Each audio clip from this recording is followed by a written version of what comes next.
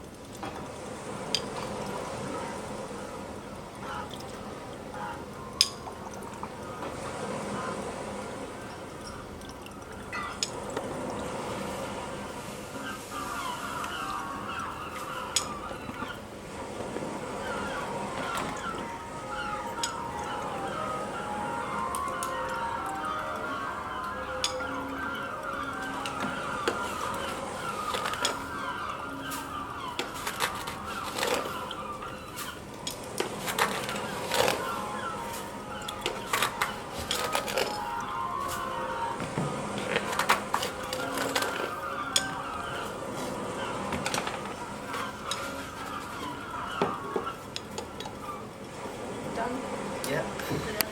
No. Can you explain what you've got? We've got a sand bucket and a pint of water. The sand bucket has got an IR sensor on it, which the more the sand fills up, the more you should be able to hear the noises of the seagull. Right. But what we've learned with the sand is sometimes it's dampening the IR and it's not getting being bounced back. And why do you think that is?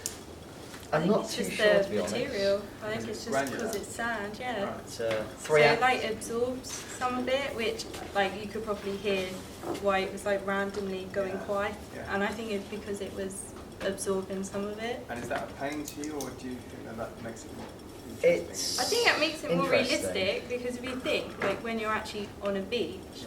sound does get louder and quieter quite randomly. Uh-huh. So I think that's a good thing. Okay. And then with the water, we have a pressure sensor underneath the glass, which is determining the sound of the waves. And also, the more water that goes in, the more our little fishy likes to swim.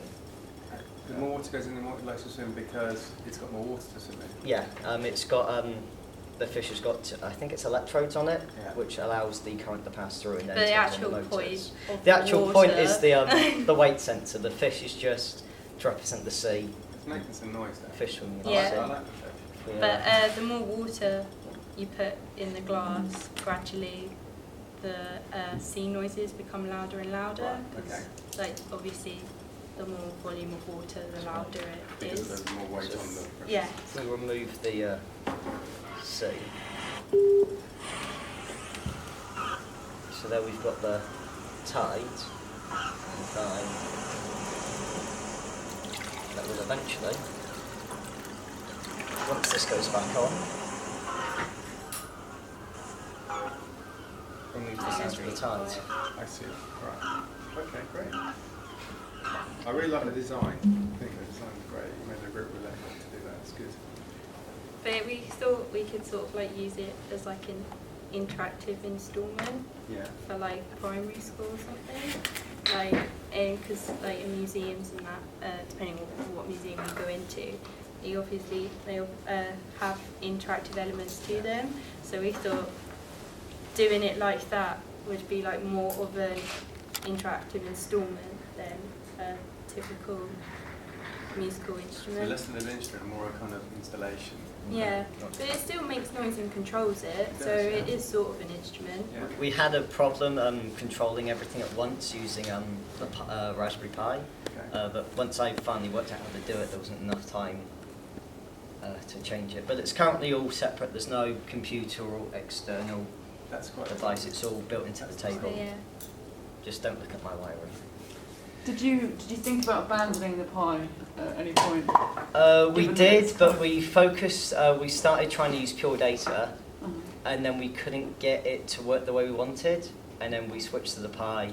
I think what we ended up doing was using something we were more familiar with, rather than, we did attempt using PD, and we managed to get our own sounds into PD, and then what we were originally going to do was try and replace our own sounds with replace the oscillator with our own sounds, but we were having a lot of trouble doing that, so we didn't want to like waste too much time trying to figure out all this when we could have used something we were just a bit more familiar with. Yeah. So And that's did you what want to make we something thought. was standalone rather than Yeah, Yeah. that was the aim. We were able to get most of the code working in order to change the sound. We just then couldn't figure out how to put it into the loop correctly Yeah. until last night. But then it was too late to tweak the Python code without risking breaking everything. Yeah, because ideally what we wanted to do, or as you say, like a future development, was have more than 2 sensors and have like multiple sensors. So then every time you put a different object on a different sensor, it would make a different noise. Okay. So we could have had like another weight sensor with like a seagull model on it. So this And is a then- sort of proof of concept of that. Yeah, idea. but like a simplified one. But yeah, so if you put like a little person on a sensor, it would make like the noise of someone walking along a beach or something. So you can imagine with your Like a idea huge of one. Yeah, okay, Yeah. that makes sense. But you can put that in your evaluation. Yeah. Because that makes more sense with the kind of idea of a beach installation for primary school children. Yeah, but like obviously you don't have to just do a beach. You could do Of course. loads yeah. of other things. So Yeah, I'm just thinking, can you just tell us a little bit about what it's like to play this? it's quite interesting. We wanted to use water because we thought using liquid would be a really interesting controller, because it's so, you can change the values by such tiny amounts with water or any liquid. So yeah, if you put like smaller amounts of water in, then the noise will go up, but only by a little amount, which we thought was quite cool, rather than using like a big solid object like a bucket, and then it will only have 2 values. So It's hard to replicate the same sound twice as well. Getting the levels exactly the same each time is quite hard, because it doesn't always give us the same readings back, depending on how much water we put in. I mean, this alone gives us different amounts each time we take water I from it. think the variety is quite good though. It makes it more realistic. I guess if you have a feel for things though as well, the more Yeah. time you spend playing, I was about to say nobody picks up an instrument and can just play it. Apart from a few really annoying people. But I guess the feel of the kind of virtuosity of even playing Yeah. the baster and pint glass, is a. But it just it seemed to me that you guys were quite kind of calmly intent on this activity, which kind of just, I mean, for yours, there was just this sort of slow increase in the volume level. I'm not sure, I have to say that I'm not sure about you guys, I knew to expect it. Yeah. So I kind of knew what I was listening for, and I think perhaps if I hadn't known that, then I might not have, because you're already thinking about the sea and its sounds when you look at this. It's like whether or not there's certain things like that. I just thought there was something about the way in which the playing at the beach or playing with a bucket and spade. There's an element of play here that's something quite. Yeah, I think that could work in a really good way, because if you know what to expect, like when you hear the noise, you're like, oh yeah, that's like it sort of if you closed your eyes and did it, then you could imagine yourself being at that place. And then when you're actually doing it, you have like a mini beach set out as well, and it's quite fun, I think. Yeah. Like, especially because you wanted to take it to the school you work Yeah, at, didn't I'm you? actually taking this to So- the primary school that I work Oh, at. great. So it's That'd be quite interesting. fun, yeah. But it's easy to use. I mean, you pick up a bucket and you just pour it. You don't have to play around with any knobs or dials or buttons. Yeah, it's completely invisible. You could even, if you wanted Yeah. to, you could put the sand in the cup and the water in there, and you'd get a similar response, just not the same levels. Okay, thanks. Great, thank you. Did you want?